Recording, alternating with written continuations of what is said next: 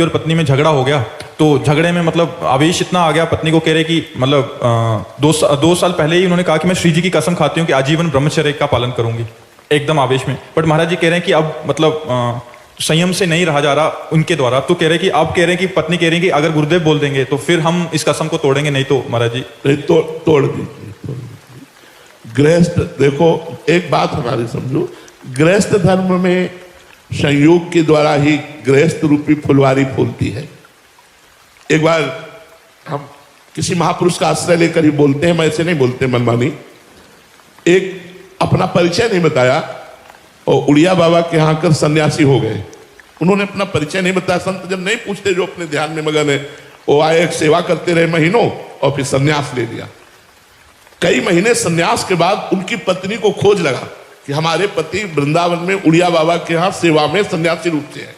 वो आई, महाराज जी को प्रणाम किया और ऐसे अचला पकड़ा महाराज जी का और कहा, महाराज आप हमारे प्रश्न का उत्तर दीजिए।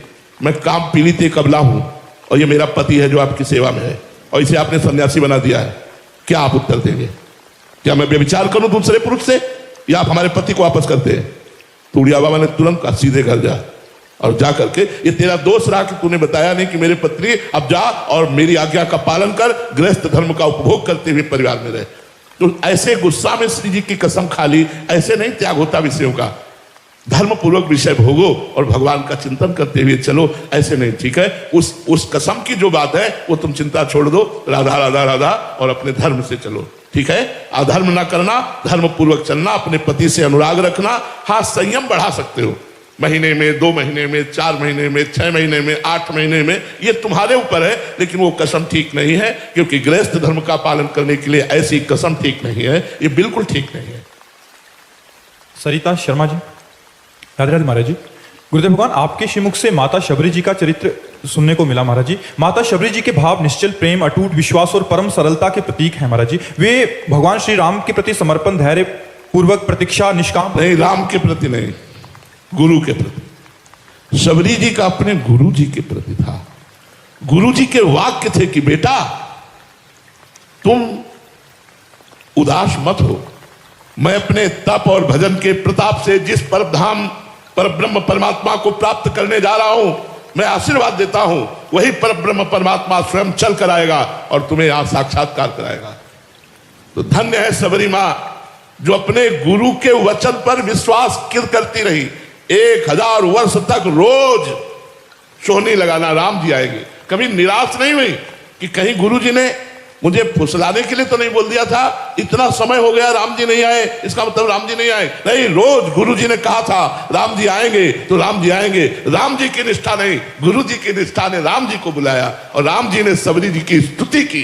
ये जो नवधा भक्ति है, ये शबरी की स्तुति है। शबरी गुरुनिष्ठ महापुरुष थी, उसी के प्रताप से इष्ट का ये प्यार प्राप्त हुआ, गुरु निष्ठा से प्राप्त। ऐसी गुरु निष्ठा कैसे आए महाराज?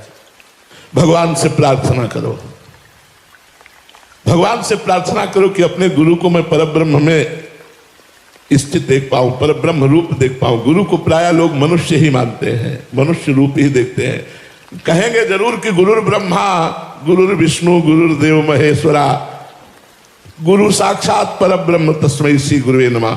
लेकिन परब्रह्म में निर्दोष दृष्टि होती है।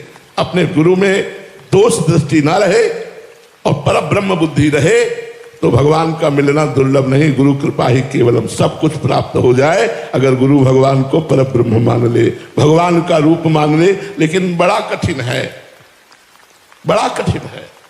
हम मूर्ति में भगवान मान सकते लेकिन गुरु को साक्षात भगवान नहीं मान सकते।